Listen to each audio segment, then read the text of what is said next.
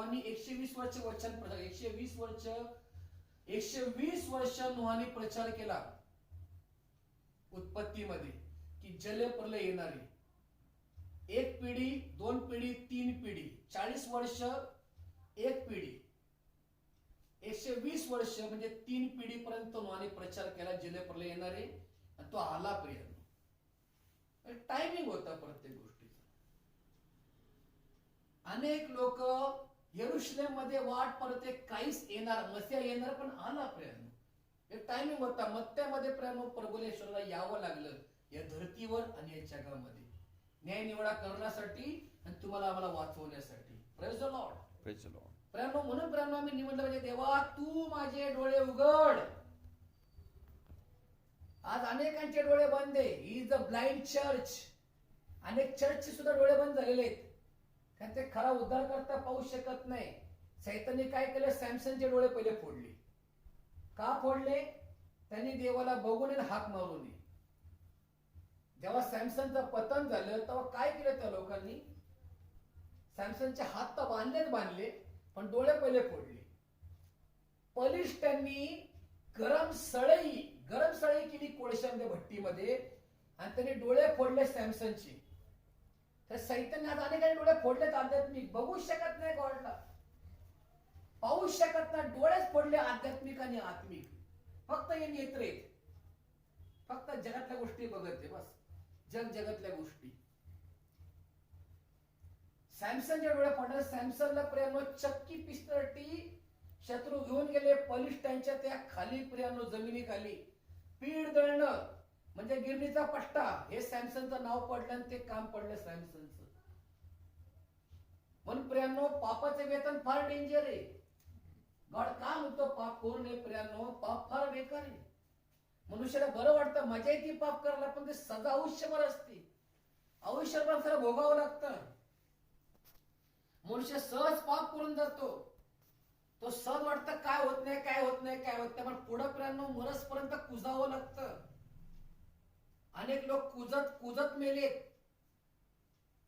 तुम्ही पवित्र शास्त्र पहा. तुम्ही जसा मी डेव्हिडचा पाहतो, डेव्हिडला थंडी वाजण्याचा आजार जडला आणि तो थंडी वाजत अंत झाला प्रियांनो.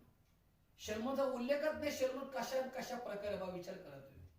सॅमसनचा पहिला मी सॅमसन सुद्धा सगळं पडतं साम्राज्य बलिष्ठांच्या अंगावर तो देखील खतम होतो. तो बदला घेतो आपल्या डोळ्याबद्दल. तो बदला घेतो बलिष्ठांच्या त्या फेस्टिवल सणामध्ये. तो एवढा ताकद मागतो, देवा मला पुन्हा सामर्थ्य दे. तो पुन्हा पश्चाताप तुला कळतो प्रियांनो. तर लेखन शांत बसू नका. सॅमसन पश्चाताप तुला कळतो शेवटच्या घटकेमध्ये की Lord just once more take the fire in the name of the Jesus. त्याला सामर्थ्य मिळतं प्रियांनो. पण त्या लोका सांगतील सॅमसनलाही मारावं लागतं प्रियांनो. म्हणजे प्रियांनो विचार करा, देव जे तुम्हाला सांगतो ते किती ऐकण्याचं गरजेचं आहे. म्हणून मोजेस म्हणतो की फॉरोच्या कन्येसारखी सुख भोगण्यापेक्षा देवाच्या लोकांचे दुःख भोगणं मोजेसने पसंत केलं. कारण मोजेसकडे अनुभव होता फॉरोच्या साम्राज्याचा. मोजेसला एक विचार पडला की आता मी कुठल्या गोष्टी करू किंवा कुठल्या गोष्टीमध्ये जीवन जगू. तो बायबल सांगतो प्रियांनो, मोजेस सांगतो की फॉरोच्या कन्येचे सुख भोगण्यापेक्षा देवाच्या लोकांसाठी दुःख भोगणं मोजेसने पसंत केलं. आज तुम्ही काय पसंत करताय? आता मी काय पसंत केलं पाहिजे? हो प्रियांनो, हे जे दुःख आहे हे बी चांगल्यासाठीच आहे. हे दिवस चांगल्यासाठी आमच्या. हे सगळे निघून जाणार आहे. कठीण दिवस हे निघून जाणार आहे.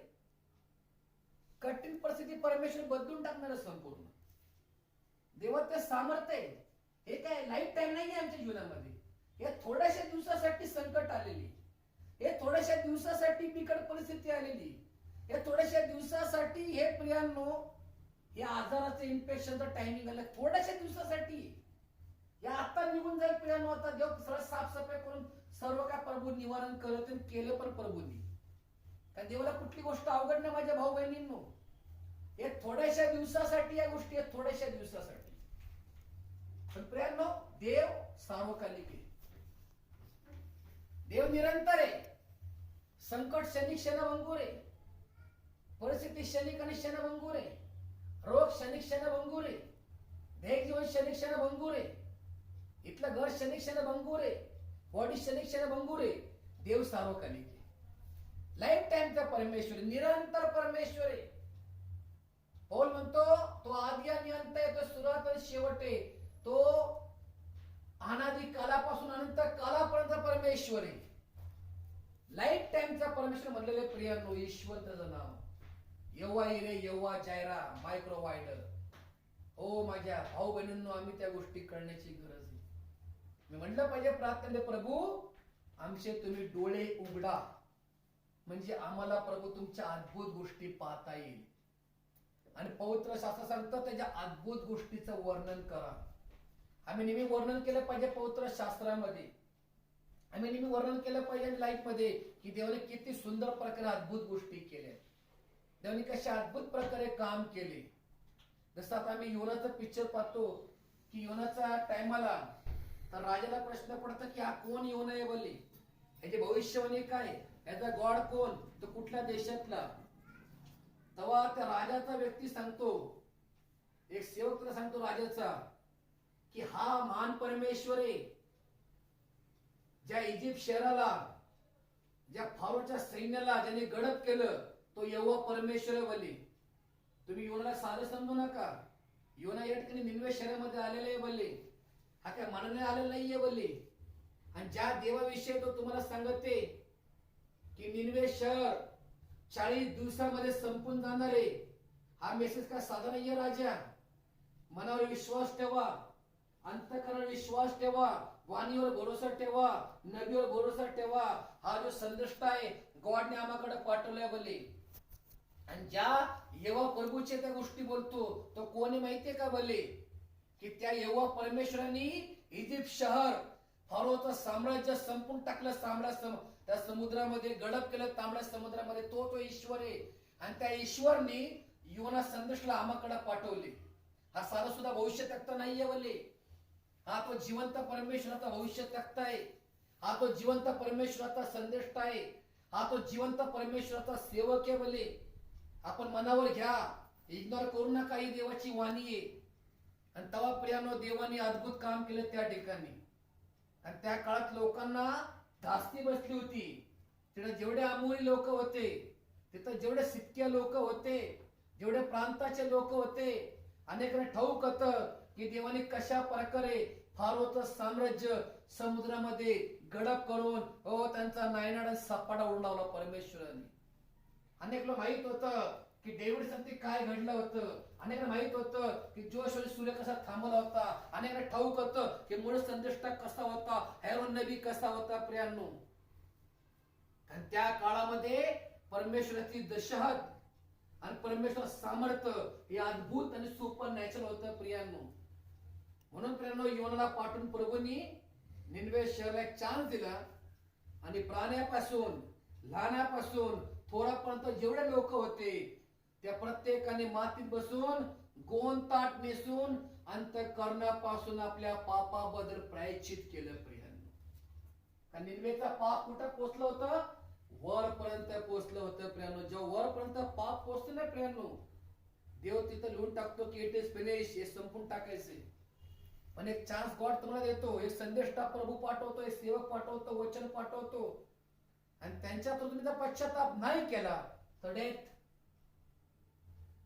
आम्ही म्हणतो हार्ट अटॅकने मेला, गाडीमध्ये मेला, दरीमध्ये बस कोसळली गेली, सुनामी चालली, आगच भडकली, स्फोट झाला सिलेंडरचा, हे काय पाहतो मरण.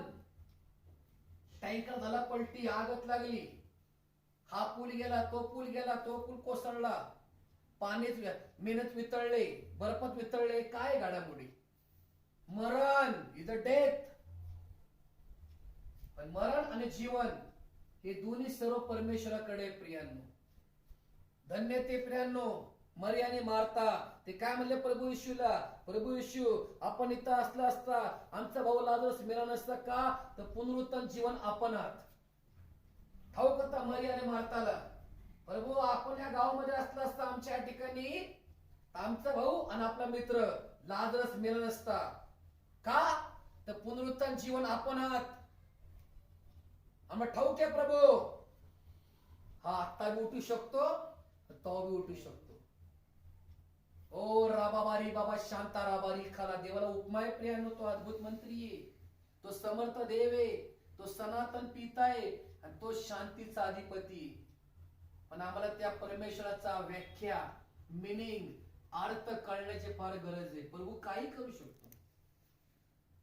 तो तुमचा विश्वास परखतोय, तो तुमची प्रार्थना परखतोय, तो तुमची कबुली परखतोय, तुमच्या मुखातनं काय निघतं, निगेटिव्ह का पॉझिटिव्ह हे परखतोय, होय का आमीन हे परखतोय परमेश्वर. आम्ही कशा प्रकारे प्रार्थना करतोय, आम्ही कोणासाठी प्रार्थना करतोय, आम्ही किती प्रार्थना करतोय, आम्ही कशा प्रकारे प्रार्थना करतोय, आम्ही कशी आराधना करतोय, देव पाहत असतो प्रियांनो. म्हणून प्रियांनो, परमेश्वर नेहमी आराधनेत असतो. कधी पण तुम्ही जेव्हा पण आराधना करा, तुम्ही जेव्हा प्रार्थना करा, प्रभू तुमच्या संगती असतो कधी पण. कारण तो जिवंत आहे, तो लिव्हिंग आहे. तो मृतांचा नव्हे, तो जिवंताचा परमेश्वर आहे. और खणकून सांगतो कलीसियाला, तो मृताचा नव्हे, तो जिवंताचा प्रभू आहे. मग थॉमस म्हणतो माझा प्रभू माझ्या देवा. काय म्हणतो? कारण तो प्रभू पण आहे आणि तो लॉर्ड पण आहे आणि तो सर्व समर्थ आहे. तोच पिता आहे, तोच पुत्र आहे, तोच पवित्र आत्मा आहे. तो सर्व समर्थ आहे, तो सर्वव्यापी आहे, तो सर्वत्र आहे.